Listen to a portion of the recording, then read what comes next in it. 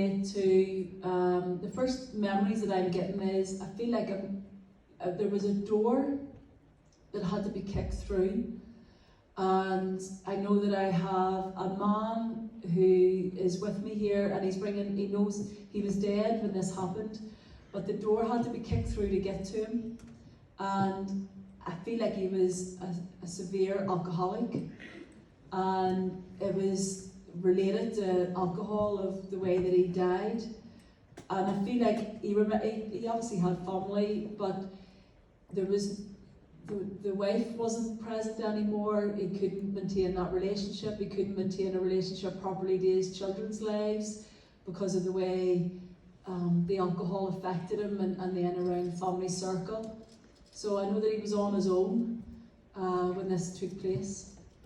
That's the first beginnings of what he's given. Say hello. Hello. I know I haven't heard yet, but you get all of it so far? Yeah.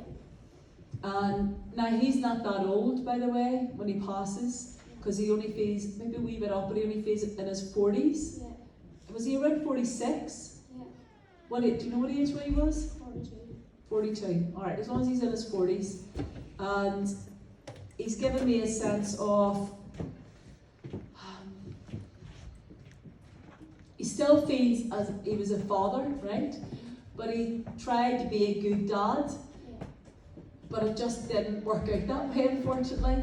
And the drink always sort of won. And even though he didn't stay with that partner from the mother of the children, there would have been other women that would have taken her shoes as such, but not necessarily that he had children with others, because he's saying here that after they had sort of split and broke up, and I feel like again there was a great sense of drama all around that breakup, that it wasn't amicable, it was tough, but he's showed me then he sort of latched on then to a few other girls, but he could never hold one that was serious enough.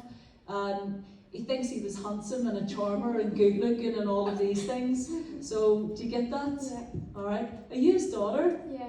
Because the more I get on here, I'm going, you have to be his daughter, you have to be. But I know that you must have still made effort for your dad, and I didn't say that it was perfect, you know, but I still feel he said that you made a wee bit of effort, didn't you? But because of the nature of his passing, you never got to say goodbye. Nobody got to say goodbye, you know. And I'm going to be honest, like your dad knows that he drunk himself to death. That's what he done.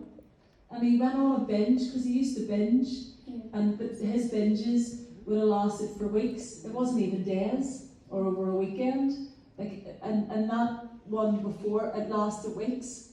And he said the last time you seen him, you could just tell, like, Daddy, not just you need to take care of yourself, but you could see weight loss off him, you could see his eye colour, and he was really drawn in. Everything about him, you just knew he didn't look well at all. But you know, he wasn't going to listen to anybody either. You see, this is the thing. And he showed me that you and him didn't have a great relationship, even though you still loved him. And he wants to tell you tonight that he tried as a dad, but he couldn't commit to nobody.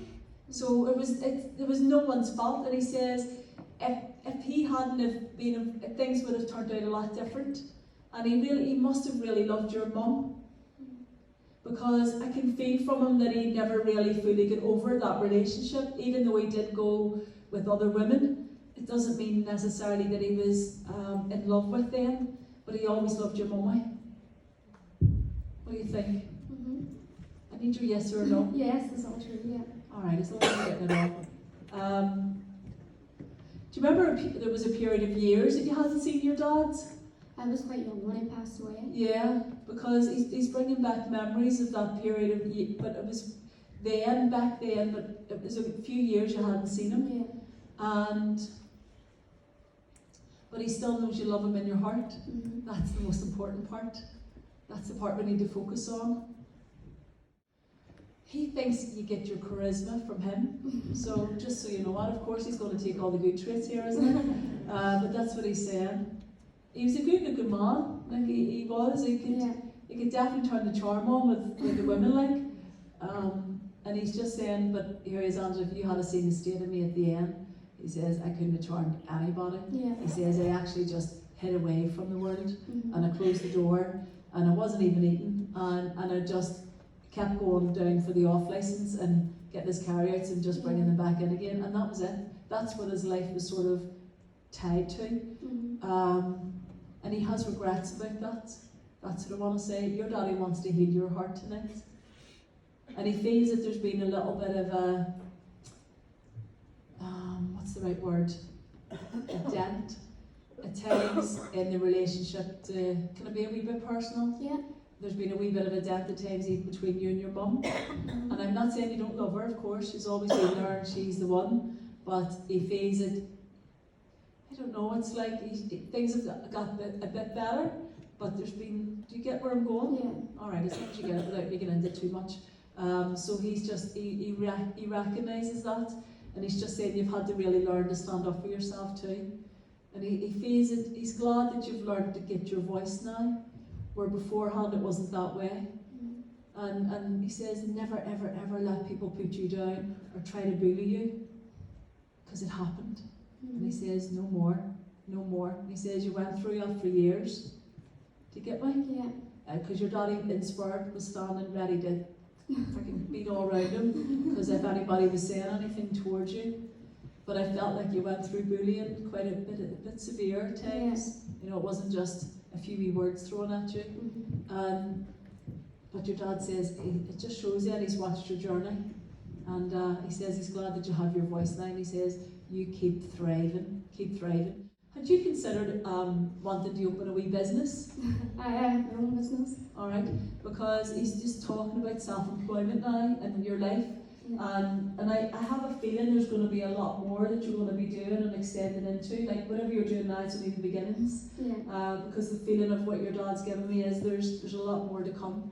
And he's proud of you for that reason. And he's saying, here he is, oh, she's a good wee saver. And he says, you just keep putting your money away, because you must want a new shop, don't you? Yeah. And that's where we're going, because now it will be just a rented accommodation for a shop. You're not actually going to buy the building. But that seems to be in the pipeline, because he says he's around and he sees the ideas of what you have. Isn't that nice? Yeah, lovely. Isn't that? Yeah. I know. So know your daddy's there and he's loving you. And God bless him. He had obviously, I'm sure there's many in the room that know people or maybe have family in that way that are suffering with that illness. But your daddy was an unwell man. He would have never have chosen if he got the chance. It was just the obsession for that drink, but he wants to let you know he still loves you. That's what he's trying to say today. So can I leave all that with you? I thank you. Thank you very much. You're very welcome.